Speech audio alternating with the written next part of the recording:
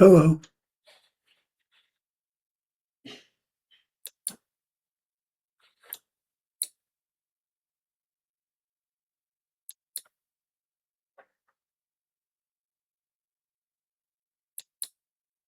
There we go. Okay. Well, let's get started.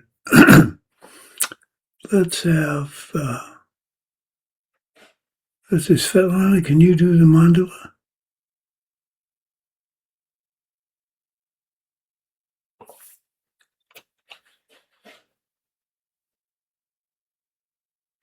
Can you hear me?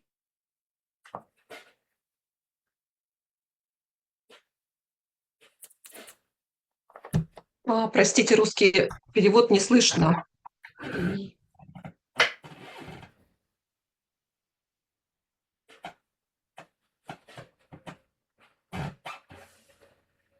I can't. Чудесная земля. Yeah, I hear you now. Чудесная земля. Тончайший аромат ковра цветов прекрасных. Великая гора. 4 континента вокруг нее. На них сокровища светил, луны и солнца. Все это сознанием своим я превращаю в рай, который в дар тебе и приношу, что все живые существа в прекрасном мире жили. Идам, гуру, ратнам, мандалакам, нирьятая. Okay, Katrina, could you please do refuge?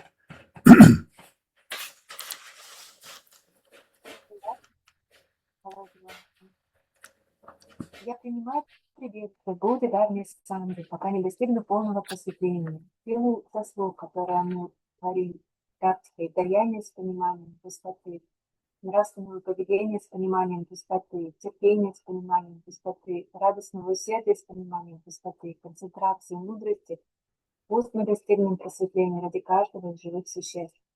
Я принимаю прибежище в Будде, давней Санги, пока не достигну полного просветления. Силы заслуг, которые я творю, практикой даяния с пониманием пустоты, нравственного поведения с пониманием пустоты, терпения с пониманием пустоты, радостного усердия с пониманием пустоты, концентрации, мудрости, пусть мы достигнем полного просветления ради каждого живого существа. Я принимаю прибежище в Будде, Дхарме, Санге, пока не достигну полного просветления. Силы заслуг, которые мы творим практикой даяния с пониманием пустоты, нравственного поведения с пониманием пустоты, терпение с пониманием пустоты, радостного усердия с пониманием пустоты, концентрации, мудрости, пусть мы достигнем полного просветления ради каждого живого существа. Thank you. This should be sharing the screen now.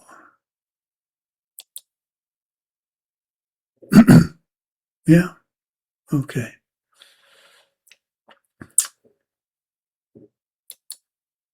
Okay, well, let's start with a little rejoicing. Let's start with Daria. What do you have to rejoice in this morning? Good morning, Sumati. I rejoice. Next week we have Lamrim, and I wake up. It's 3:15, and I'm very happy. I can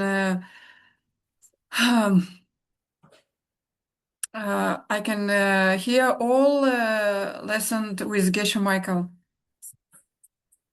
For our time, it's very early. Oh, morning. very good. Very good. Are you going to be able to get up and stay awake? Yeah, I wake up and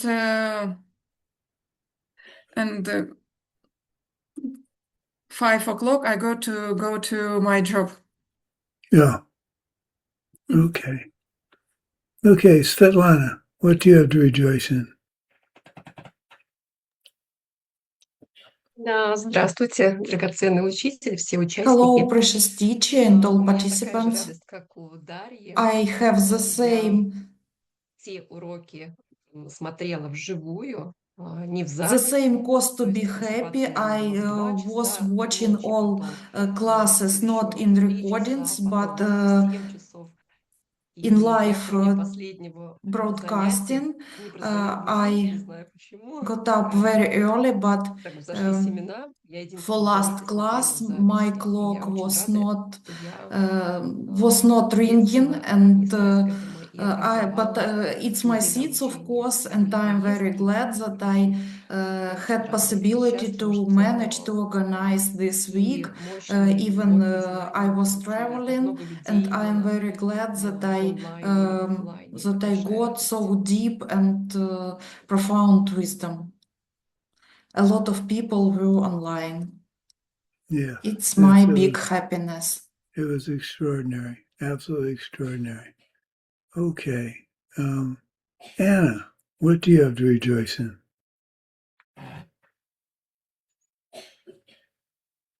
Я бы хотела порадоваться тоже событию, что я I сдала want сегодня to все say домашки. that I'm glad that I did all homeworks of Diamond Way с courses, друзьями, они там and проиграли I в теннис. also И посвятила это тому, spent time чтобы with my я так friends, легко соединялась с людьми из Санги. and I dedicated this that I want to connect with people in Sangha so easy, like with my friends. Is the homework released from the homework questions done for the last class? Нет, нет, я сделала то, что алмазный путь. Я им сказала алмазный путь. No, it's Diamond Way. I think it's Lamrim with Geshe Michael. Oh, okay. Yeah. Okay. The door to the Diamond Way. Okay, Katrina, what do you have to rejoice in?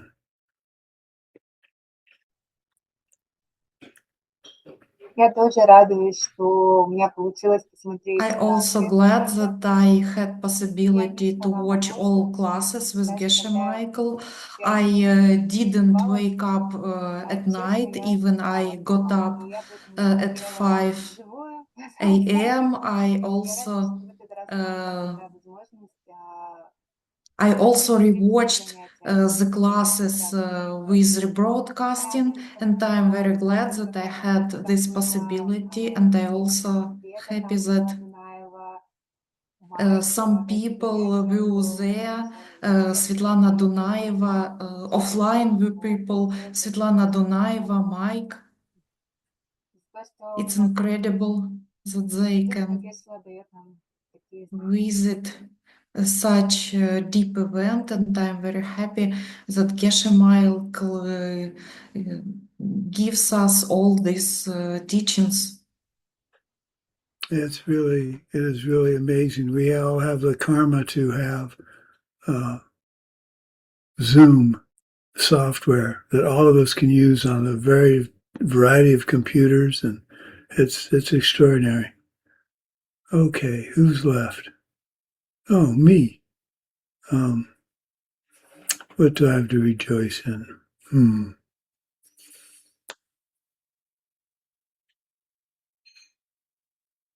Well, we got some rain finally. It's about a week late for our seasonal rain, and the house about 100 yards from our house had part of its roof ripped off and deposited next door. So it was a fierce storm, and I'm just glad we weren't damaged. I hope the people are okay. But I rode my bike this morning past it, and a whole section of the roof was just ripped off and deposited next door. So that was really amazing to see. Okay.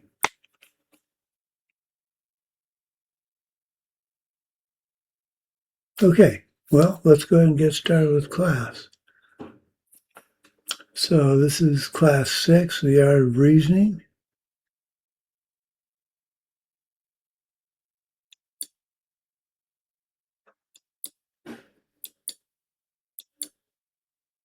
We're going to be talking about negatives and positives. And the reference for this class is the Sedura from Drebung Monastery. The constant theme throughout these courses is how to realize emptiness directly. That's been since our beginning. That's been the goal, and every course, every class has something about emptiness. Every course, anyway, something about the direct perception of emptiness. What emptiness means, how it cannot be described, is, although Geshe did a very interesting description of his experience. Emptiness is an absence of any existence to anything. So any existence to anything. Absence, lack of. I prefer lack of from absence because absence implies the negative, which I don't like. I like lack of. In other words, a negative thing, like I say, but I like lack of rather than negative. So one of Geshe's pet peeves is wrong ideas about emptiness. Staring at an object to reach the meaning of emptiness, that's just totally incomprehensible to him. Watch your breath and follow the thoughts as they come and go. That makes no sense to him. Clear our minds for everything, be free of all thoughts. That's like staring at a blank wall. What's that? Where's that going to get you? So what is wrong with all these teachings? They lack the negatives and positives, the understanding, the difference between a positive and a negative thing. So that's what we're going to investigate today. Emptiness is a negative thing, period. But understanding that takes effort, so here we go. Gak, a negative thing, it exists. Emptiness is a negative thing and it exists, correct? Is it a changing or unchanging thing?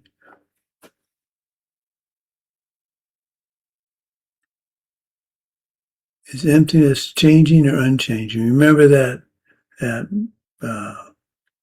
table I had with changing and unchanging and all that? Well, is emptiness changing or unchanging?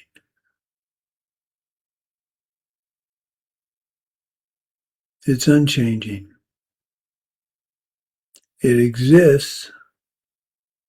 It's unchanging in that it's either empty or it is not. It's not instantaneously changing in the sense that something, water filling a pitcher. With emptiness, the pitcher is full or it's empty. It's not partially full. So emptiness is an existing thing which is unchanging. Definition of a negative thing. Something which must be perceived by a state of mind which perceives it directly through the process of eliminating directly that which it denies. This doesn't make much sense to me, but that's the formal definition. So definition of a negative thing, something which must be perceived by a state of mind which perceives it directly through the process of eliminating that which it denies.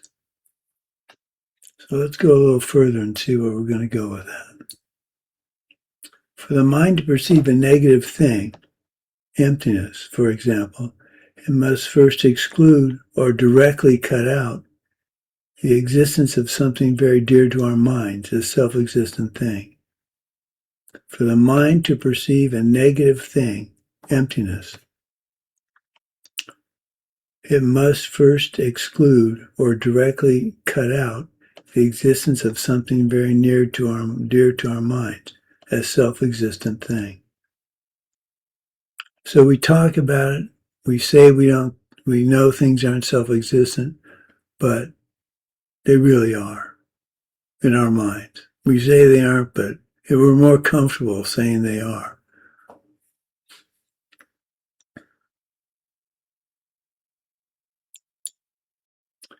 So to see emptiness intellectually or directly, we must first exclude, we must focus on the absence of a self-existent thing.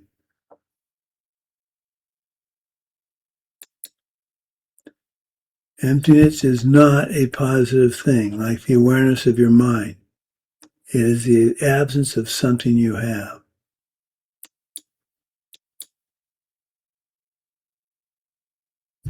When the object is empty, when the object is occupying empty space, the space itself is still empty, which is why it's able to hold the object.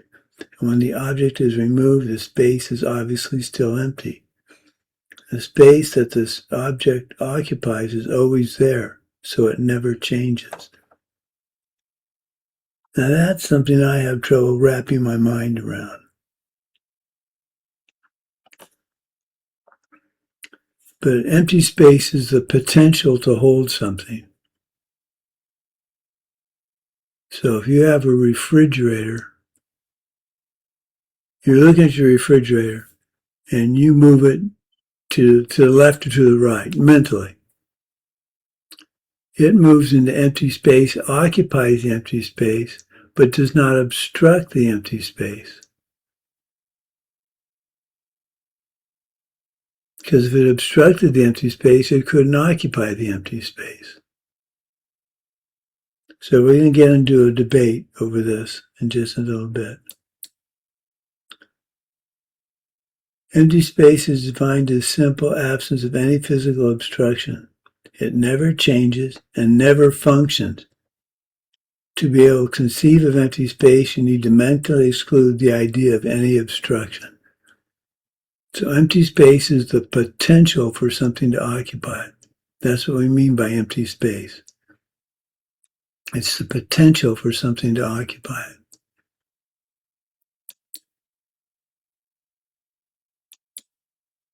So let's debate this idea. We'll use our debate skills.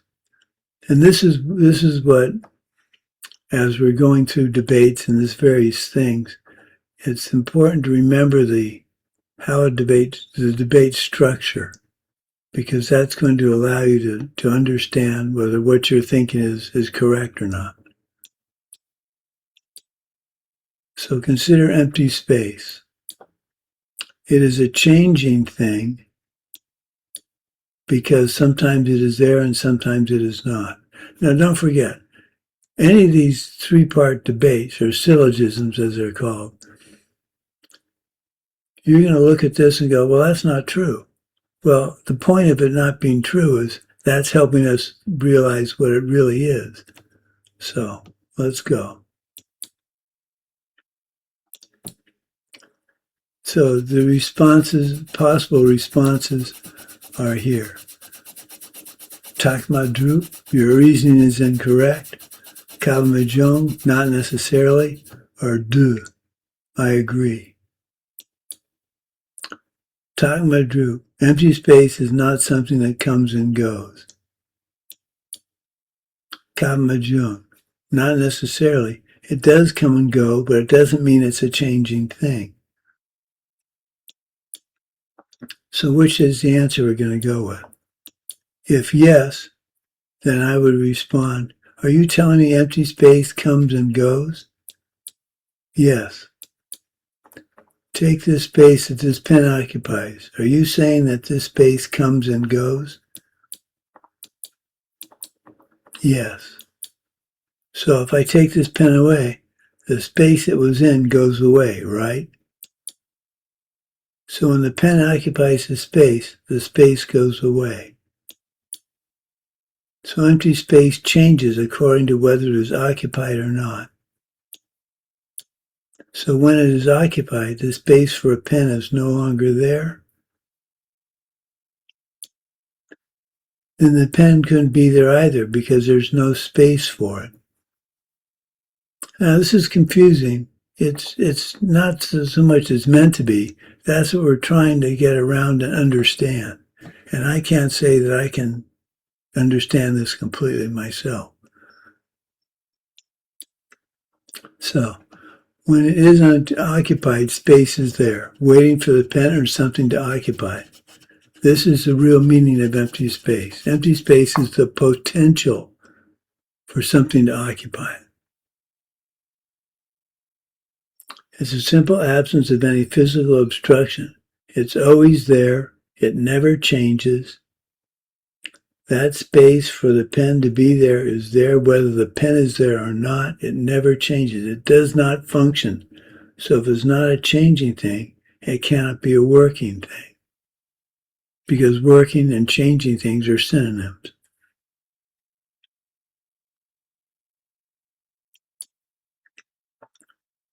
So, are you telling me that it's not, the attacker is asking me, are you telling me that it's not a working thing? If you say it's a working thing, then it must be a changing thing, because these are synonyms. And we know from that diagram I put together that all existing things exist as either unchanging or changing. Changing goes to mental, physical, and conceptual, and unchanging stops. The unchanging example was emptiness. It exists, but it's unchanging.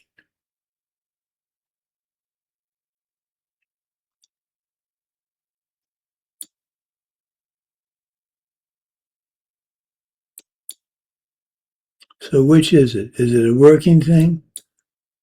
Somebody in the crowd says, teacher. Another says, duh. If teacher, you're saying that it's a working thing? Yes. Show.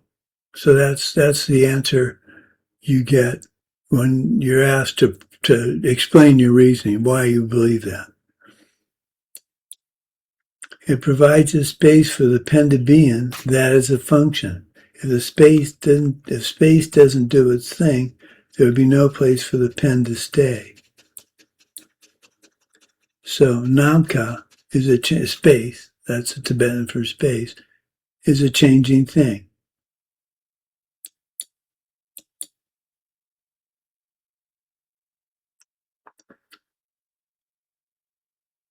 What's Anna saying?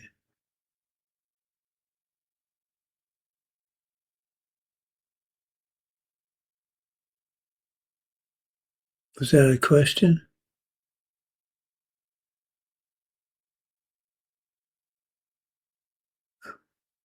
No? Okay. So let's go back. Let's go back to the beginning of that.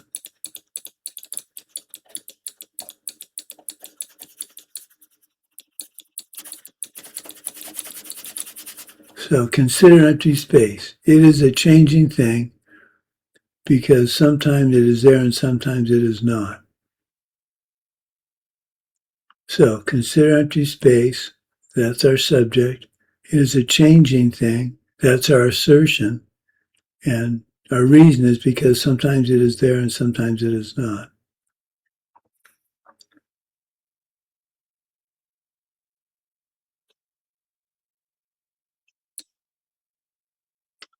So we have several responses. Takma Drup, your reasoning is incorrect. Kyaba Mahjong, no, not necessarily. And duh, I agree. Takma Drup, empty space is not something that comes and goes. That could be one reply. Kyaba Mahjong, not necessarily. It does come and go, but that does not mean it's a changing thing. Which is the answer? Correct answer. If yes, are you telling me that empty space comes and goes? Yes. Take the space as pen occupies. Are you saying that the space comes and goes? The space is potential. The potential is always there. It doesn't come and go. It's not a changing thing. But that's where we're going with this argument. So if I take this pen away, the space it was in goes away. No, it doesn't. So when the pen occupies the space goes away. No, the pen there has to be space for the pen to occupy. So empty space changes according to whether it's occupied or not. No. So when it's occupied, the space for the pen is no longer there. Then the pen couldn't be there.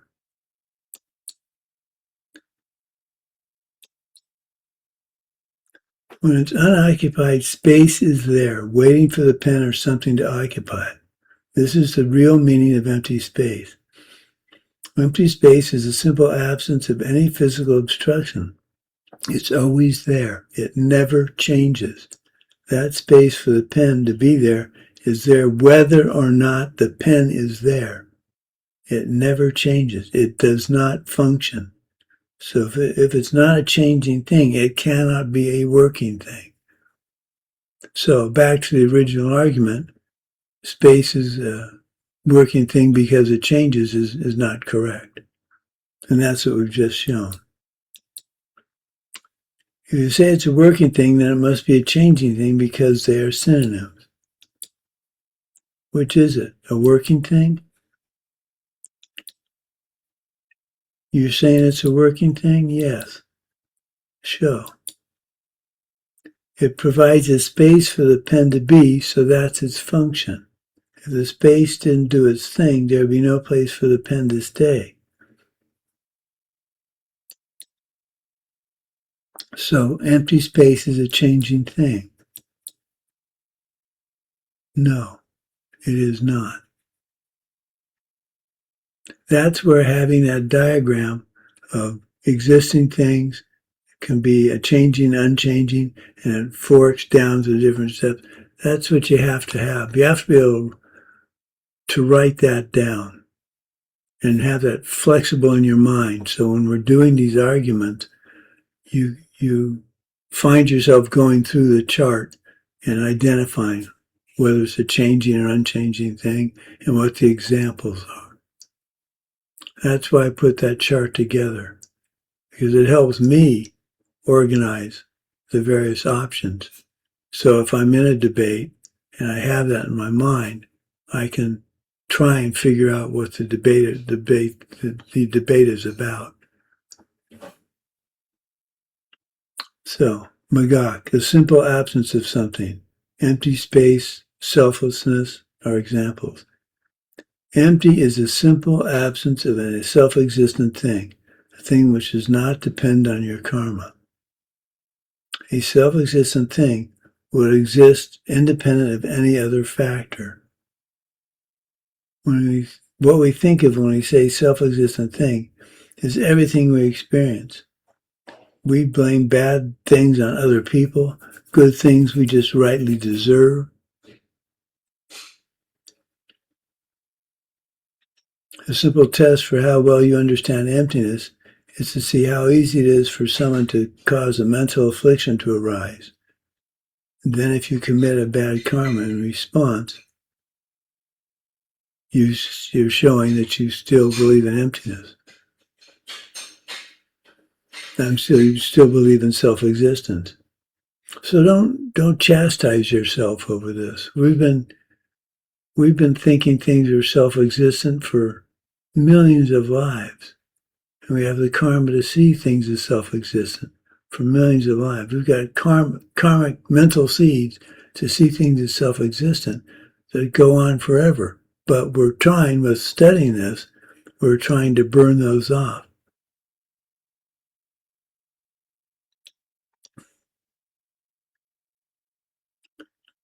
We cannot have, the amount of anger we have arise is a test of how good our emptiness understanding is.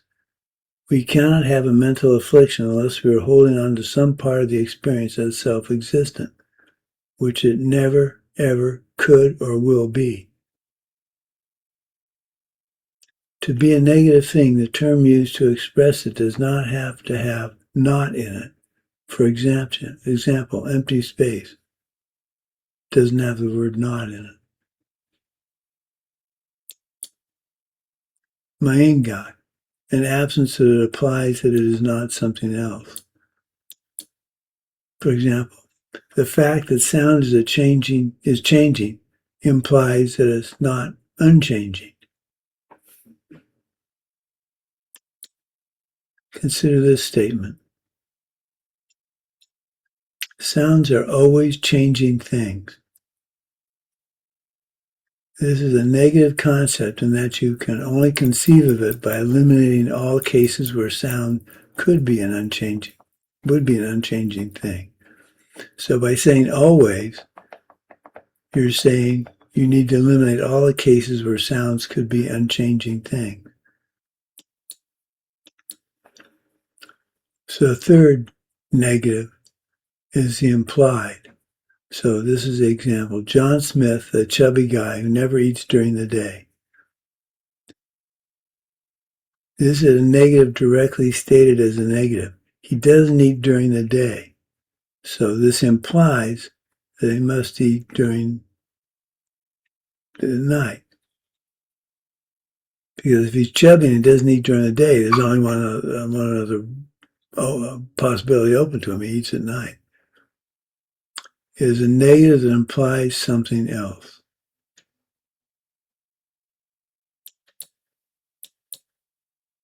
So formal logic, debate. What was the definition of a reason? Anything you can give is a reason. Doesn't necessarily be a good reason, but that's the whole point of debate. You give a reason that's wrong, and the two of you come to a common ground that says it's wrong. And in doing so, you're investigating that chart, for example, or other understandings you have. Anything you give as a reason is a correct reason. What makes it a correct reason? Is it a correct reason? What makes it a correct reason? The three relationships. 1 equals 3. If 3, then 2. Not 2, not 3. So consider non-existence. It does exist because the sky is pink with blue stripes. Okay.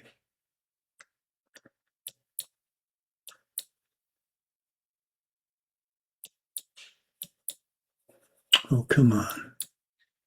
Does 1 apply to 3? Is there any relationship between a non-existent thing and an impossible thing? Consider non-existence. It does not exist because the sky is pink with blue stripes. You need to cook that. Is there any relationship between a non-existent thing and an impossible thing? Self-existent thing is an impossible thing. So is non-existence an impossible thing? You need to think about that. So, if you become a good Buddhist teacher, you will always be asked to prove things. You must remember that what you say is not a good reason for the person listening unless the three relationships required for a correct reason hold, and unless the listener accepts the three relationships as well as the language and the concept you use to express them.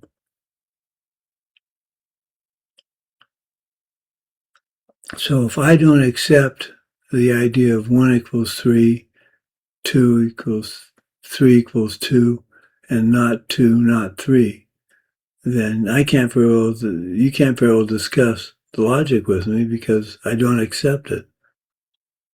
So it's very important that both people in a debate or the question asked of you as a teacher, that you accept the basic tenets that we've been using to describe how to show something is or is not true.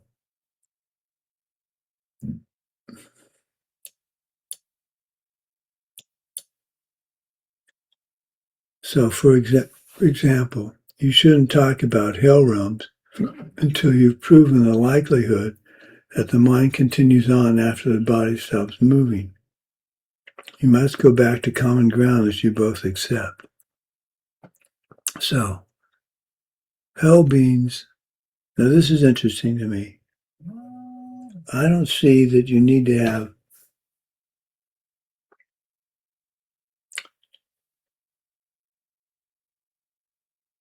you shouldn't talk about the hell realms unless you've proven the likelihood that the mind continues on after death. Well, the point being that if I believe in the hell realms, I need to get to the hell realms, and the only way I can get to the hell realms is if I die. So if I die, my mind continues, and I get into a hell realm.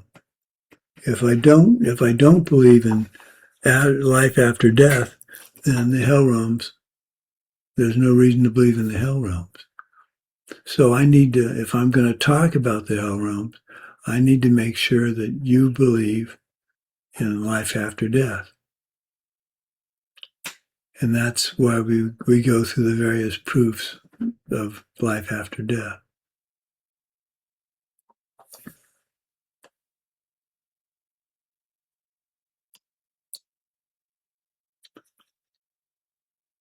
Then you move on to the possibility that karma creates impressions and that karma could create an impression of an insatiable hunger, and then go on to the presses.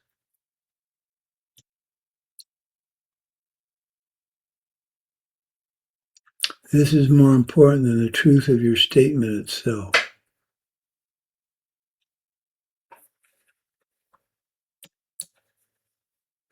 In fact, according to Buddhist logic, your statement cannot be true unless the listener accepts your terms and the three relationships.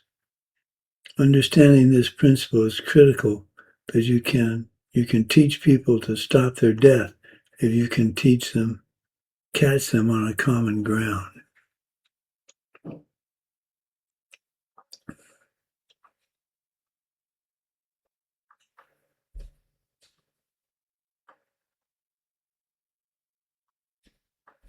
So, I think the bottom line to me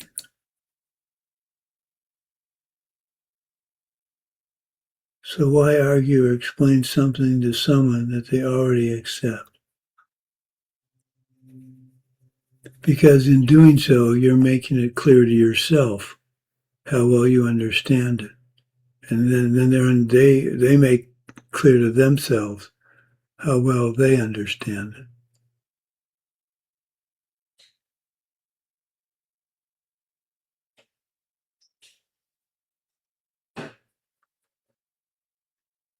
So that is a short class. It's pretty well packed with things. I think we really have to go to the memorizing that chart and know where unchanging and changing things exist and examples of them. Because you can use that when you're debating.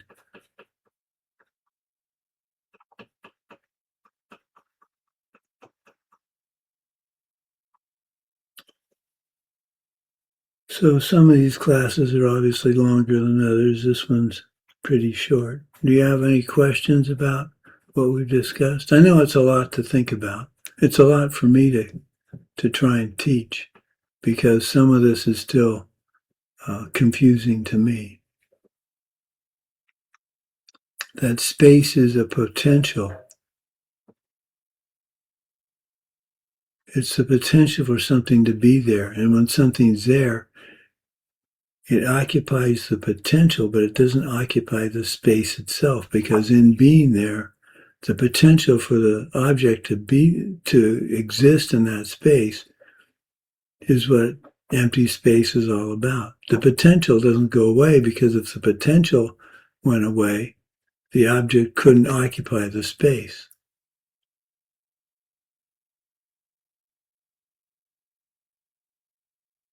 I'm trying to think if there's another example.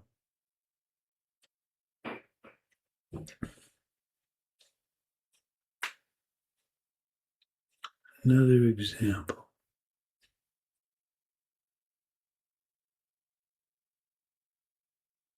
I can't think of one.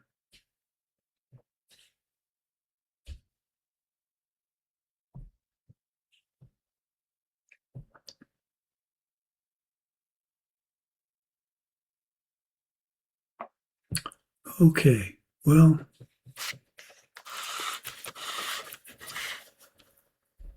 think about it, and the next class continues on with with debate and more interesting aspects of debate, because these are all tools that you get to use as you get further and further into debate and better at it. Then you attack it along the various lines of negative and positive things, and other things that we're going to discuss next class. So, lots to think about. Let's dedicate this.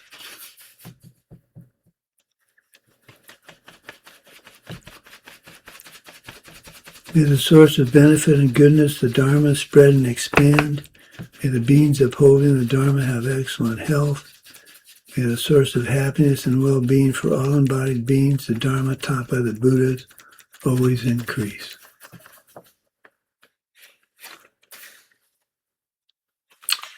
Hang in there. These classes are confusing, but that's why we're teaching them, to get exposure to them and try and understand them. So we'll see you all Thursday. Thanks for coming to class. Bye-bye.